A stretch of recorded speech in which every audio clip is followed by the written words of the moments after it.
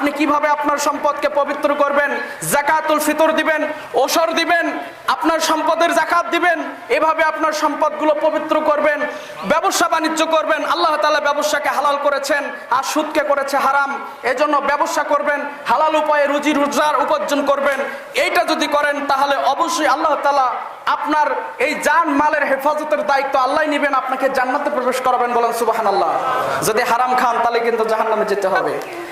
বিশ্বনবী সাল্লাল্লাহু আলাইহি ওয়াসাল্লাম বলেছেন, যারা হারাম খাবে হারামখোর জাহান্নামে যাবে। কোথায় যাবে? সুদ খাওয়া হারাম, হালাল? জোরে বলেন, এক বাক্যে বলেন, সুদ খাওয়া কি হারাম? যারা বলেন নাই তারা কি সুদ খান নাকি? আবার বলেন, সুদ খাওয়া কি হারাম? আরো জোরে, সুদ খাওয়া কি হারাম? হারাম হারাম হারাম হারাম বলেন না আল্লাহু আকবার। সুদ খাওয়া হারাম। এই যারা সুদ খায়, বিশ্বনবী বলেছেন, যারা সুদ খায়, সুদের টাকা লেখে, সুদের সাথে সম্পৃক্ত রয়েছে, সবাই সমান অপরাধী, সবাই জাহান্নামের মধ্যে যাবে। বলেন নাউজুবিল্লাহ।